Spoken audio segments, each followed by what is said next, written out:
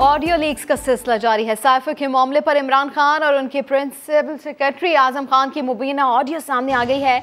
Imran Khan cipher के मामले पर आजम खान को हिकमत अमली बता रहे हैं। वो क्या कह रहे हैं इस ऑडियो में खुद ही सुन लीजिए। लेकिन अब हमने सिर्फ खेलना, नाम नहीं लेना अमरीका का, बस सिर्फ खेलना है इसके ऊपर कि ये डेट पहले से थी। आज नई जो चीज आएगी ना कि वो जो लेटर, मैं सोच रहा था कि साइफर का एक मीटिंग मेरे ख्याल है कर लेते हैं। देखें अगर आपको याद हो ना तो उसमें आखिर में उस एम्बेसडर ने लिखा हुआ था कि डिमांड है तो डिमांड नहीं भी देना, लेकिन एक इंटरनल मीटिंग कर मुझे मैंने रात को बड़ा सोचा इस पर, क्योंकि मैं आपने कहा कि शायद उन्होंने उठाया ना, फिर मैंने सोचा कि ना how to cover all this. एक मीटिंग करते शामिल कुरैशी और फॉरेन सेक्रेटरी को शामिल कुरैशी करेंगे कि वो लेटर पढ़ कर सुनाए, तो जो भी सुनाएंगे ना मेरे पास कॉपी और को नहीं बता दें, वो मैं मिनट्स में कर लूंगा कि फॉरेन मिनिस्टर ने यही चीज़ें सुना, फॉरेन सेक्रेटरी ने यही चीज़ सुना दी, इसमें ये था।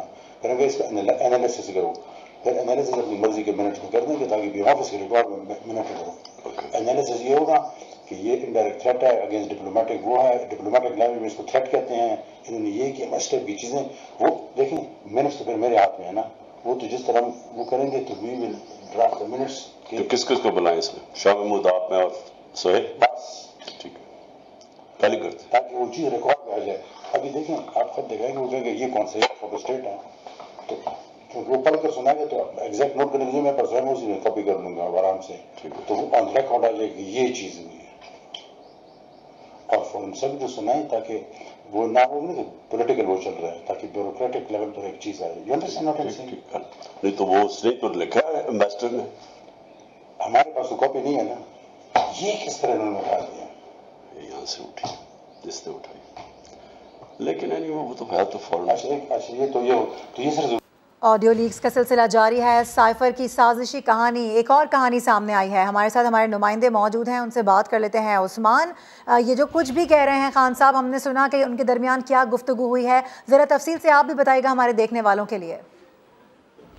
जी बिल्कुल, ये साजिशी कहानी है कि करके खुलती जा रही है। अब साइफर की जो तहकीकात का मामला था, जो कि हालिया दिनों में साबिक वज़ीर इमरान खान ने इंटरव्यू में भी कहा कि इसकी तहकीक होनी चाहिए, लेकिन तहकीकात की क्या होनी है? इमरान खान खुद ही साजिश का हिस्सा है, जिसमें न सिर्फ इमरान खान बल्कि उस वक्त वज़ीर ख़ारजा शाह महमूद कुरैशी, फॉरेन सेक्रेटरी और इनके प्रिंसिपल सेक्रेटरी आजम खान, ये चारों ने मिल के जो है एक खत को बेबुनियाद साजिश का और साइफर का नाम देकर पाकिस्तान के खिलाफ ये कहा जा सकता साजिश है, क्योंकि जिस किस्म के अल्फाज इस ऑडियो लीक्स में सामने आ रहे हैं उसमें तस्करा किया जा रहा है कि एक नाम नहीं लेना एक मुल्क का, और साथ ही साथ इसके ऊपर एक मीटिंग कॉल कर ली जाए दफ्तर खारजा के हुकाम की, और हमने देखा भी उसी के मुताबिक मीटिंग कॉल हुई और उसी तरीके से साइफर जो है वो तैयार करके सामने रखा गया कौम से। तो ये एक साजिशी बयानिया जो है वो बाकायदा तौर पर सामने आ गया, और ये इमरान खान जो बता रहे थे कि बहुत सारी चीजें अभी ऑडियो लीक्स में सामने आनी है, तो ये बड़ी ताजुब की बात है कि बजाय दूसरों की अब इमरान खान और उनके प्रिंसिपल सेक्रेटरी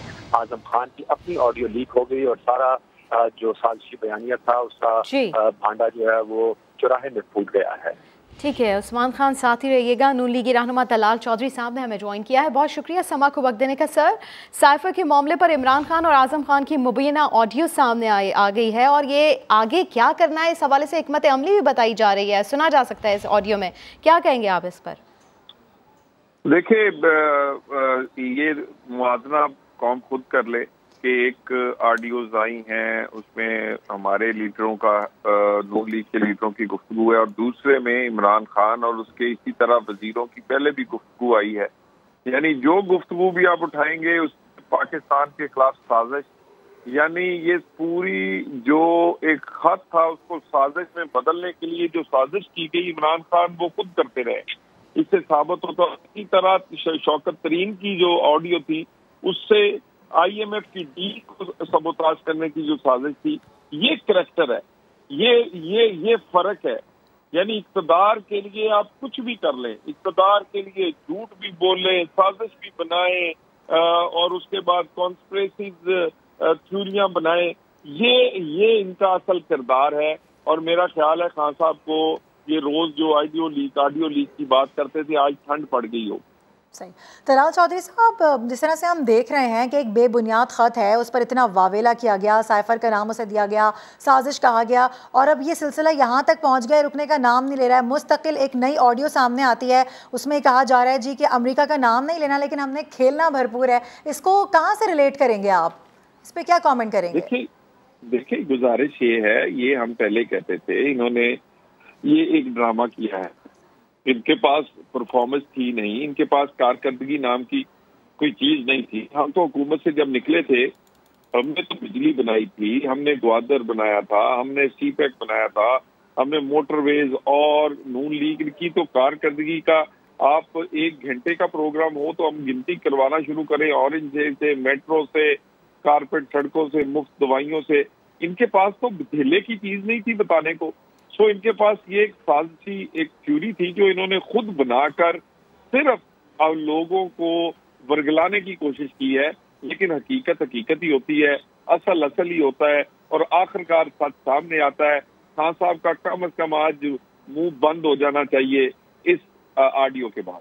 सर, आपसे ये भी जानना चाहेंगे, जिस तरह ऑडियो लीक्स का सिलसिला मुसलसल जारी है और ये कहा जा रहा है कि आगे मज़ीद जो है ऑडियो लीक्स भी सामने आ सकती है, तो एहसन इकबाल वो ये कहते हैं कि इमरान खान को कुछ ऑडियो लीक्स की पहले से मालूमात है और ये शुबा है कि इसमें वो खुद मुलव्वस हैं, मामले की तह तक पहुँचेंगे।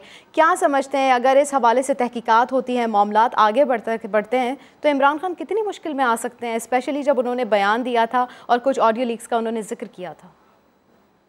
देखिए, ये तो ये उस लोगों के लिए है जिनको कोई शर्म और हया होती है, जो बिल्कुल बेहया हो, जिनकी शर्म जिनमें कोई ना हो, जिनमें कोई इक़्तिदार ना हो, जिनमें कोई सेल्फ रिस्पेक्ट ना हो। उन लोगों को जब वो पकड़े जाते हैं झूठ बोलते हुए, तो वो उन लोगों को कोई महसूस नहीं होता।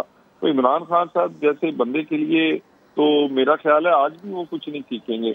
वो तो जिंदगी में कई दफा इस तरह पकड़े गए हैं झूठ बोलते हुए, और झूठ बोलने को तो वो कहते हैं लीडरशिप है, यू टर्न लेना एक अजीम लीडर की निशानी है। तो मेरा ख्याल है खान साहब ये असल चेहरा है जो कि कौम को आज देखने को मिल रहा है। ठीक है, तलाल साहब हमारे साथ ही मौजूद रहिएगा, और इस वक्त हमें ज्वाइन कर चुके हैं हमारे senior anchor person Nadeem Malik साहब। उनसे भी ज़रा बात कर लेते हैं। नदीम मलिक साहब, ये सिलसिले मुस्तकिल बढ़ते जा रहे हैं, एक के बाद एक ऑडियो सामने आ रही है, इसको किस तरह से डिफेंड करेंगे आप खान साहब? इतनी क्लियर बात तो है इस ऑडियो के अंदर। देखिए कि ये जब साइफर वाला मामला सामने आया था तो उसी वक्त ये चीज सामने आई थी कि इमरान खान की गुफ्तगू है आजम खान के साथ, जिसमें ये बात वाज़े तौर पर नजर आ रही है कि पॉलिटिकल ऑप्शन, हमें ये पता चला था उस वक्त मुख्तलिफ सियासी हलकों से कि पॉलिटिकल ऑप्शन तो खत्म होती जा रही है, बस एक साइफर रह गया, इसी को इस्तेमाल करना है। तो अभी जो पहला जुमला मैंने सुना है, ये मालूम नहीं कि इसकी रिकॉर्डिंग हो सकता है और इससे भी हो। पहला जुमला यही है कि बस इसके ऊपर खेलना है, बस ये बड़ा खतरनाक जुमला है कि बस इसके ऊपर खेलना है। अगर गैर मुल्की साजिश हो रही थी पाकिस्तान के खिलाफ, तो उस वक्त के वजीर आजम इमरान खान ने उसके ऊपर खेलना था या उसको रोकने के लिए कोशिश करनी थी? ये वो सवाल था जो 27 मार्च को जब इन्होंने जलसे वाले दिन ठहराया, तो सबसे पहला सवाल मेरे ज़हन में आया था कि 7 मार्च का आया हुआ साइफर जो पाकिस्तानी सफीर असद मजीद ने लिखा हुआ है, तो उसको आप 27 मार्च को जलसे में लहरा रहे हैं। उससे पहले इसके ऊपर नेशनल सिक्योरिटी कमेटी को बुला के इजलास तलब करके तहकीकात क्यों नहीं की गई? और इमरान ने इस अरसे में 7 से लेकर 27 तक इसके ऊपर कोई एक्शन नहीं किया था। 27 वाले रोज जब ये जलसा कर रहे थे, तो जलसे के अंदर इन्होंने जेब से यूं खत में निकाला कि वो गैर मुल्की धमकी आई है, साजिश आई है। अब इसके ऊपर बहुत सारे सवालात हैं। क्या डोनाल्ड लू ने असद मजीद के जरिए वजीर आजम को खत लिख के भिजवाना था कि इमरान खान अपनी हुकूमत गिरा दो, साजिश करो, आर्मी चीफ से बोलो आपकी हुकूमत गिरा दे? ये एक ऐसा सवाल है जो मुज़ाकरा खेज है, और इमरान खान इसी के ऊपर खेलते रहे 27 मार्च ऑनवर्ड। और बहुत से लोग इसके अंदर मिलान किए गए हैं। उन्होंने फौज के सरबराह को मीर जाफर भी कह दिया, मीर सादक भी कह दिया। उसके साथ ये खबरें भी आई कि आसिफ अली जरदारी से बैक चैनल से कांटेक्ट किया गया कि अगर आप शहबाज शरीफ का साथ छोड़ दें तो हर एक मसले के ऊपर उनसे डील होने के लिए तैयार है। वो डील आगे हुई नहीं, क्योंकि पीडीएम एक नतीजे के ऊपर पहुंच चुकी थी कि इनकी हुकूमत को गिराना है। वो इमरान खान के साथ चलने पे उस मौके पे आमादा नहीं हुए। तो जो हकायक हैं, मुझे लगता है कि इस ऑडियो के साथ जहाँ पे शहबाज शरीफ और मरियम वाली ऑडियो से उनको एम्बेरसमेंट का सामना है, इमरान खान के लिए भी कुछ मवाद सामने, और शायद आने वाले दिनों में ये खुद बहुत एक्सप्लोसिव है। ये जो जहाँ पर वो जुमला बोलते हैं कि ये सिर्फ खेलना है, इसके ऊपर वो जुमला इंडिकेट करता है कि ऑब्जेक्टिव क्या था इस सारे साइफर वाले बयानिए को एक साजिश का रंग देने का मकसद यही था कि आपके पास you have run out of your political option और आप इसके ऊपर वो चीज इस्तेमाल करना चाहते हैं जो जुल्फकार अली भुट्टो के, क्योंकि बहुत सारे जुमले और स्टाइल अपनाते रहे। तो जुल्फकार अली भुट्टो को गैर मुल्की धमकी आई थी जिसको उन्होंने अमेरिकन सेंटर के बाहर खत लिख के लहराया था, और वो धमकी इसलिए आई थी कि जुल्फकार अली भुट्टो के दौर में पाकिस्तान ने न्यूक्लियर प्रोग्राम शुरू किया था और अमेरिकी सेक्रेटरी ऑफ स्टेट ने खत लिखकर उनको धमकाया था। इमरान खान ने उसी मॉडल को अपनाते हुए अपने ही सफीर के लिखे हुए खत को गैर मुल्की साजिश कहकर यूं लहरा है और बता दिया कि मुझे धमकी आई है। तो ये उसकी हकीकत है जो आज हमारे सामने। अच्छा नदीम मलिक साहब, आज कौमी सलामती का एक अहम इजलास है जिसमें खुफिया रिकॉर्डिंग्स के मामले पर ब्रीफ किया जाएगा। इसके अलावा वज़ीर-ए-आज़म ने तहकीकात के लिए आला सतह की कमेटी बनाने का भी ऐलान किया गुज़िश्ता रोज़, और ये कहा कि ये एक बड़ा सिक्योरिटी लैप्स है। क्या समझते हैं, ये सिलसिला शुरू तो हो चुका है, ये रुकेगा अब किस तरह से? देखिए, एक दो चीजें लहदा कर लें। एक तो ये है कि ये चीजें जितनी सामने आ रही हैं, हमें अपने मुख्तलिफ जो सियासी लीडर्स हैं उनका असल चेहरा सामने आता जा रहा है। मैं इस मामले में तो कहें तो सच्चाई जितनी जानने का मौका मिले उतना अच्छा लगता है, लेकिन जिस जगह पे रिकॉर्डिंग्स हुई हैं वो वज़ीर-ए-आज़म हाउस है, इसलिए मैं उसको तो किसी तरीके से जस्टिफाई नहीं कर सकता। उसके अंदर जो भी मुलव्वस है वो पाकिस्तान के अंदर किसी एजेंसी के कोई नुमाइंदे हैं, पाकिस्तान के अंदर कोई पॉलिटिकल प्लेयर है, कोई गैर मुल्की साजिश है। हर सूरत में वज़ीर-ए-आज़म हाउस की सिक्योरिटी को यकीनी बनाना और फूड प्रूफ बनाना जिनकी जिम्मेदारी है, उनकी अकाउंटेबिलिटी होनी चाहिए और इंश्योर करना चाहिए कि वहाँ ऐसी रिकॉर्डिंग ना हो।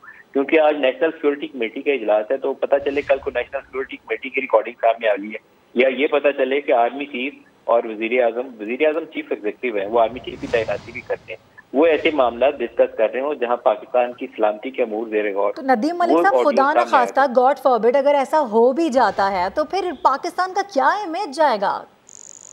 यही वो सवाल है जिसकी वजह से मैं चाहता हूं कि एक ट्रांसपेरेंट इसके ऊपर तरीकाकार से आगे बढ़ा जाए और साथ कौम को आगाह किया जाए। ये नहीं है कि एनएससी मिली है और उठ के खत्म हो गई है।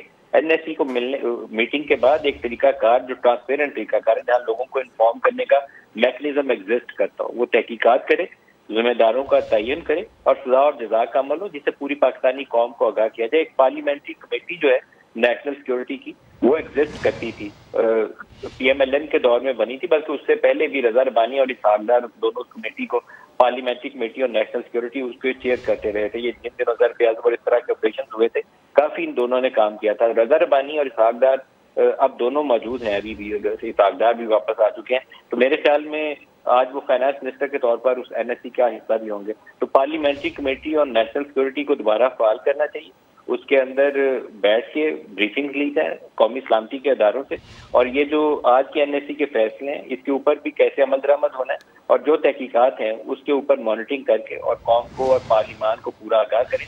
टेबल करनी चाहिए वो रिपोर्ट पार्लियामान में और पब्लिक की जानी चाहिए कि कैसे रिकॉर्डिंग हुई, किसने की और इसका जिम्मेदार कौन था और उस पर क्या सजा हुई। इसके बगैर अगर करेंगे तो कल आज इमरान को शर्मिंदगी हुई है, कल मरियम और शहबाज को हुई थी, और ये वाला मामला जो साइफर वाला मामला है, इसकी संगीनी को तो नजरअंदाज किया ही नहीं जा सकता ना, क्योंकि पाकिस्तान की पूरी जो सियासत है 27 मार्च के बाद वो इसी नफरत अंगेज बयानिया के ऊपर है कि अमेरिका ने साजिश की, यहाँ से मीर जाफर और मीर सादक गद्दार, यहाँ के गद्दार, ये जुमला बोला जाता है, यहाँ के मीर जाफर और यहाँ के मीर सादक, और तशरीह बताई जाती है कि मीर जाफर कौन था, ये पता नहीं किस फौज का सरदार था, ये जब सिराजुद्दौला की फौज का वो सिपा सलार था। इस तरीके से जब आप आइडेंटिफाई करते हैं कि आप किसको हिट कर रहे हैं तो बहुत नफरत अंगेज बयानिया है, इसको भी इल्जाम पजीर करना बहुत जरूरी है। ठीक है नदीम मलिक साहब, साथ ही रहिएगा। नून लीगी रहनुमा अता तारड़ ने भी हमें ज्वाइन किया है। सर, साइफर के हवाले से इमरान खान और आज़म खान की मुबैना ऑडियो सामने आई है और जिस पर आगे की हिकमत अमली बताई जा रही है, और ये कहा गया है इस ऑडियो में, ये सुना जा सकता है कि मिनट्स तो मेरे हाथ में है, वो अपनी मर्जी से ड्राफ्ट कर लेंगे। आज़म खान ये कह रहे हैं, कितनी ये सीरियस ऑडियो है? देखिए, हमारा पहले दिन से मौक़िफ़ था कि कोई बैनुल-अक़वामी साजिश नहीं हुई। इमरान खान साहब नाकाम रहे हैं अपने एमएनएस को कंट्रोल करने में, उनकी लॉयल्टी जो है उसको मेंटेन करने में। तो जब आपके एमएनएस आपके साथ ना हो और आईनी तरीकेकार के तहत आपके खिलाफ एक वोट ऑफ नो कॉन्फिडेंस आ जाए, तो उसको बैनुल-अक़वामी साजिश का जो झूठा बयानिया बनाया गया था, आज वो अपनी मौत मर गया है। और लोगों के साथ दिन रात झूठ बोल के पाकिस्तान के बैनुल-अक़वामी सतह पर ताल्लुकात खराब करने की कोशिश की गई, अपनी सियासत को बचाने के लिए और अपनी सियासत को चमकाने के लिए जो एक झूठ बोला गया था और बार बार कागज लहराए गए थे, आज सारा कुछ खुल के सामने आ गया है कि उनके जो प्रिंसिपल सेक्रेटरी आजम खान साहब हैं वो उन्हें कह रहे हैं कि मिनट्स हमारे हाथ में हैं, हम अपनी मर्जी के मिनट्स ड्राफ्ट करेंगे, हम इसमें एनालिसिस भी अपनी मर्जी का करेंगे, आप मीटिंग बुला ले, हम इसको तय कर लेते हैं। और ये अफसोसनाक है कि इमरान खान साहब कह रहे हैं हमने सिर्फ खेलना है इसके साथ। यानी क्या जब आप एक अहम ओहदे पर हो, वजारत उज़्मा के ओहदे पर हो, तो क्या आप ऐसा खिलवाड़ करते हैं कि हमने खेलना है? क्या पाकिस्तान की रियासत और पाकिस्तान के बैन अल-अक़वामी सतह पर ताल्लुकात वो ऐसे इनमेच्योर हाथों में रहे हैं कि जो खेलने का, इनके साथ खेलने का जो है वो इरादा रखते हैं कि हम इनके साथ खेलेंगे? तो देखिए, ये इन्होंने जो अमरीकी साजिश, बैन अल-अक़वामी साजिश, साइफर, देखिए 100 साइफर दिन के आते हैं, 100 जाते हैं, और उन साइफर के अंदर मुख्तलिफ मालूमात होती हैं, मुख्तलिफ हवाले होते हैं, मुख्तलिफ एनालिसिस होते हैं, मगर ये अब बात बिल्कुल रोजे रोशन की तरह आया है कि इस साइफर को मैनेज किया गया। ना सिर्फ मैनेज किया गया, इसमें एनालिसिस भी अपनी मर्जी का कराया गया। ये साइफर भी डाउटफुल था और साइफर के नतीजे में जो मीटिंग की गई वो भी बिल्कुल सस्पिशियस है। उस मीटिंग के तहत जो मिनट्स जारी किए गए वो टेम्पर्ड मिनट्स थे, झूठे मिनट्स थे। तो देखिए, ये मैं समझता हूँ कि इमरान खान साहब तो बहुत बड़े जुर्म के मुर्तकिब हुए हैं, और ये साजिश घड़ना और कागज से साजिश कैसे की जाती है वो खुलकर सामने आ गया है। तो इस मामले की मैं तो समझता हूँ कि मैं वज़ीर-ए-आज़म साहब से भी गुजारिश करूंगा कि इसकी तहकीकात होनी चाहिए कि आपने अपने ओहदे को और मनसब को मिसयूज करते हुए, अपनी अथॉरिटी को मिसयूज करते हुए आपने इतनी बड़ी साजिश की, और उस प्राइम मिनिस्टर हाउस में वो साजिश होती है और उसमें मिनट में टेम्परिंग की जाती है। तो देखिए, पहले एक एंटी एस्टेब्लिशमेंट बयानिया अपनाया गया, वो भी झूठ पर मबनी था। उस दिन भी न्यूट्रल के नारे लगवाए गए गवर्नमेंट कॉलेज यूनिवर्सिटी में, वो भी झूठ पे मबनी है। और ये बैन अल-अक़वामी साजिश का भी आज पोल खुल के रह गया है। तो इमरान खान साहब के पास अब बात करने को क्या रह गई है? यानी जहां जाते थे दो ही बातें करते थे कि हमारी हुकूमत को बैन अल-अक़वामी साजिश के तहत, फॉरेन कंस्पिरेसी के तहत हटाया गया है, या कहते थे कि जी एस्टेब्लिशमेंट का इसमें हाथ है। तो ये इमरान खान साहब जो अपने एमएनएस को उनकी हिमायत रखने में नाकाम रहे हैं, ये उनका सियासी फेलियर था और उनको आईनी तरीकेकार से हटाया गया। आज सच की फतह का दिन है और इमरान खान साहब की ये जो कॉन्वर्सेशन है अपने प्रिंसिपल सेक्रेटरी के साथ, ये कैसे अपने दफ्तर में भी झूठ बोलता है, कागज में भी झूठ बोलता है, झूठ लिखवाते हैं और उसके बाद जलसों में भी झूठ बोलते हैं और कौम को बेवकूफ बनाते हैं। यही वजह है कि आप देखिए कि इनके जलसों में दिन ब दिन लोगों में कमी वाक़ई हो रही है। लॉन्ग मार्च का ये ऐलान करने से कातर है क्योंकि इनको पता है कि इनकी कॉल पे लोग नहीं निकलेंगे। सही। मगर अफसोसनाक पहलू ये है कि बैन अल-अक़वामी सतह पे पाकिस्तान के जो मुख्तलिफ ममालिक के साथ हसास ताल्लुकात हैं, आज भी जब फ्लड आया है तो चाइना से लेके अमेरिका तक हर मुल्क, दोस्त मुल्क पाकिस्तान की इसमें मदद कर रहा है, हाथ बटा रहा है, रिलीफ में जो है वो इमदादी सरगर्मियों में हमारा हाथ बटा रहे हैं। तो एक नाम निहाद वजीर आजम का झूठ बोलना, कागज में झूठ रिकॉर्ड करना, तो मैं तो ये फवाद चौधरी साहब को कहना चाहता हूँ कि वो वाटर गेट की बात कर रहे थे। वाटर गेट स्कैंडल में रिचर्ड निक्सन पे इल्जाम ये लगा था कि उसने मुखालिफ पार्टी के दफ्तर में ब्रेक इन किया है और वहां से कुछ मालूमात ली हैं और झूठ पे मबनी उसने अपना एक बयानिया बनाया है। तो असल वाटर गेट तो ये है कि जहां पे आप बैन अल-अक़वामी सतह पर पाकिस्तान के ताल्लुकात खराब करें, पाकिस्तान की इज्जत खराब करें और कहें कि हमने खेलना है। क्या ये बच्चों का खेल है जो आपके बैन अल-अक़वामी ताल्लुकात हैं? ये इंतहाई अफसोसनाक, ये इंतहाई काबिल मुजम्मत फेल है। और इमरान खान साहब का जो घिनौना चेहरा है वो कौम के सामने आज खुल के आ गया। और मैं ये समझता हूँ कि अब कोई गुंजाइश नहीं रही कि ये जलसों में जाके तो ललकारें और कहें कि ये कोई बैन अल-अक़वामी साजिश थी। ये साजिश बैन अल-अक़वामी नहीं थी, ये साजिश वज़ीर-ए-आज़म हाउस की साजिश थी, बंद कमरे की साजिश थी और वो आज बेनकाब हो चुकी है। और जुर्म जो मुजरिम हैं उनको इस जुर्म की करार वाक़ई सजा मिलनी चाहिए। बिल्कुल काबिल मजम्मत ये अमल है और आप उस पर कह रहे हैं कि सज़ा मिलनी चाहिए। हमारे साथ मौजूद थे आप, बेहद शुक्रिया आपका ततारा साहब। अभी वक्त हुआ एक ब्रेक का, साथ रहिएगा।